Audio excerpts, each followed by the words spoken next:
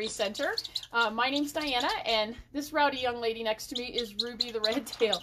And we're so excited to be here with you this morning. We had a little camera function for a second. There we go. The Wi-Fi is behaving badly this morning, but it's a beautiful day in southeastern Colorado, and we're coming to you from the Raptor Center at the Nature and Wildlife Discovery Center. And we're so excited again for you to join us.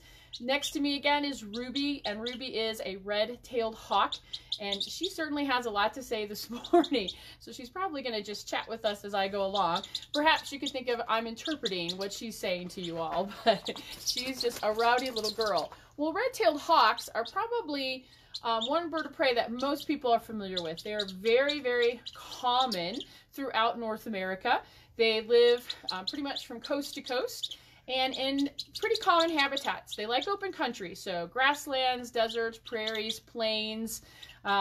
They do need some tall trees nearby for nesting or some cliff edges to build their nests. And they've adapted really well to the urban environment. So a lot of times you might be driving through an urban area and see a red tail doing what it does best, sitting up on a power pole or the top of a building and usually behaving itself, unlike Ruby right now. But anyway, and searching for food, because of course, just like all birds of prey, they have to search for their food. So that's where those eyes come in.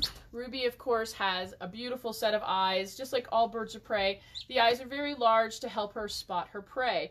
And that's usually where we see hawks. They're always up, either sitting up on something tall, or they are hanging out on beautiful outstretched wings, soaring through the sky. And Ruby has a really awesome set. Let me see if she'll just open without being a basket case. There we go. So you can see her. Now, red-tailed hawks are identified by lots of markers. One, of course, is their beautiful red tail. So let me see if I can swing her backwards, and you can get a look at her gorgeous red tail. And that's the signature of an adult red-tailed hawk. Now, young red-tailed hawks, immature birds, 1 to 2 years old, they don't have that red tail. Their tail is actually brown and white striped. And as they progress through their second year, they'll go through a molt or a shedding of feathers, and they'll shed those immature feathers out, and they'll grow in their adult set, which is going to have a plumage change for the bird. Other ways to tell them in the sky when they are soaring, it's a great way to ID them, is that different species of hawks actually have a different pattern of color on the underside of the wings. So if Ruby would just open her wings for us, could you just open and hold, open? I don't know if you can see it as she's flapping, but you notice that most of her underwing is pale. But if I could get her to open and hold, she's just not being cooperative today. You'll notice that as she's flapping, kind of here in the tissue area of her wing, she's got this tissue that runs from her shoulder over to her wrist. It kind of fills in this area here, and that's called her patagium. And you'll notice when she opens her wing, can you see how it's got a dark patch on that tissue? That's called a patagial patch, and that's a signature mark in flight for a red-tailed hawk. So if you look up in the sky and you see a hawk going over and you can see that black mark on that patagium, then you're looking at a red-tailed hawk. They're the only North American hawk that has that patch. So it's a good way to ID them, not only as adults, but also as juveniles. So even the juvenile hawks will show that. So it's a great way to ID them. When they're sitting and perched, usually red tails are pretty easy to spot. They classically have a dark head, and then usually the chest area in here is pale, and then they have some sort of markings, kind of not very, kind of indiscreet or indiscriminate markings across the belly. And that's some things to look for when you're seeing them in a perch. Now, red tails can be difficult to ID, as can most hawks, because they're a lot like us. They come in different color phases or morphs. And depending on where you live, you're going to see different morphs. In the western U.S., we see the greatest diversity of red tail color patterns. So depending on whose field guide you're reading, there's anywhere from 7 to 20 different types of red-tailed hawks. So it can be a little bit confusing. Ruby is what we call a rufous morph or color phase. So where most red tails, like our classic western red tail, which is pale and has the pale chest, Ruby has a reddish wash to her. And that's, of course, where she gets her name, Ruby, because she's just washed in red, and she's just a beautiful girl. Now, Ruby came to us about 8 years ago. I can't believe she's been with us this long already. But Ruby was found near Monument, Colorado, and she was brought down to our center, and she suffered a very severe fracture to her humerus bone. And again, same bone that we have. It's that, you know, your funny bone. Nothing funny, though, when you break it, trust me. But she did break that humeral bone. And the veterinarians did do surgery, and they tried to repair it. But what happens is there's a lot of pressure placed on that bone by tendons and ligaments and muscles. And so a lot of time, when they're healing, those tendons and ligaments can actually pull and cause some problems and actually help in shortening the bone. And that's what's happened to Ruby.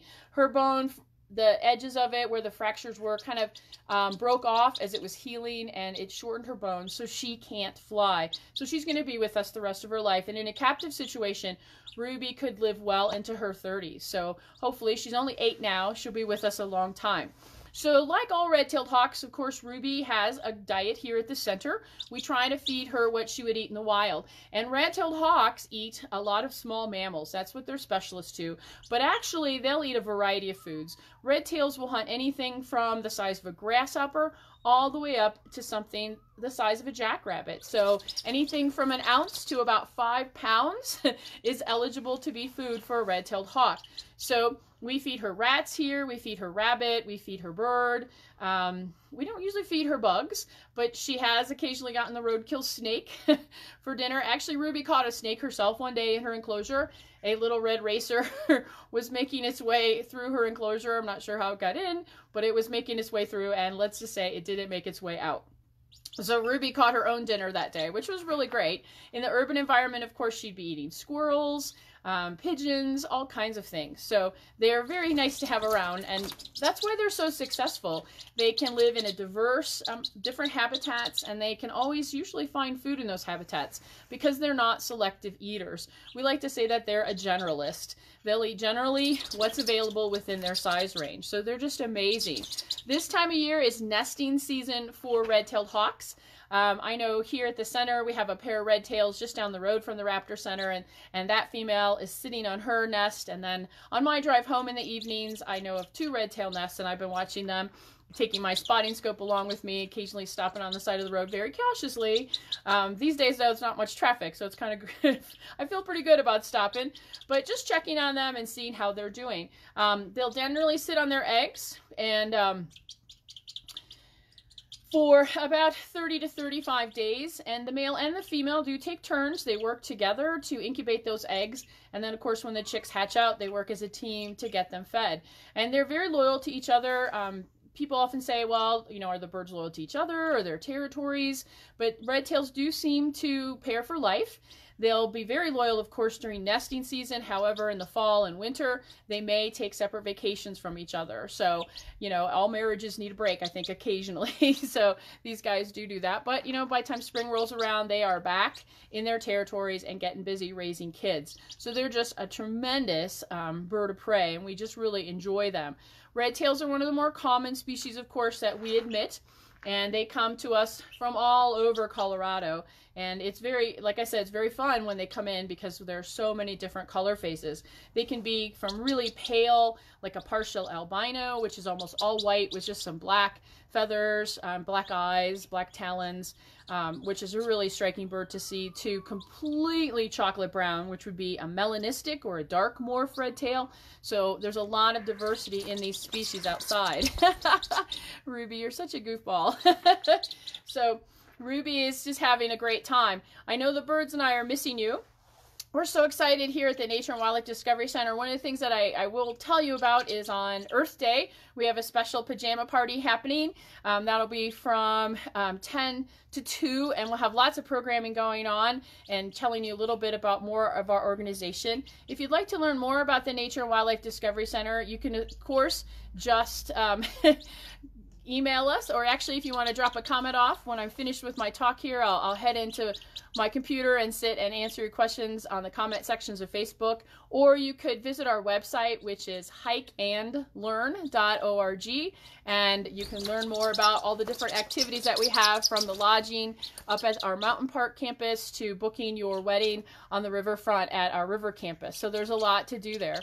Well, Ruby, I think, has had it for today. She seems to be real impatient. Her hormones are a little excited, so I think that's half of her problem today. It is spring, and there are local red tail activity and the osprey nest across the road, I think, have her all wired up today. Yeah, you're just a lunatic.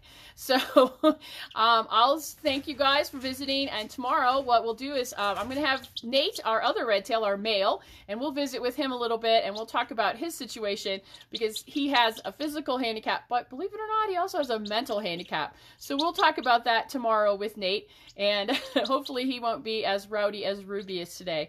Well, we hope that you're staying well, that you're physically distancing from people, but hopefully you're still socially connecting and doing well with this. Hopefully in a few weeks, life will start to slowly get back to normal, and we'll look forward to when we can welcome all of you back to the Nature and Wildlife Discovery Center. So have a good day from Ruby and I, and hopefully we'll chat with you again tomorrow.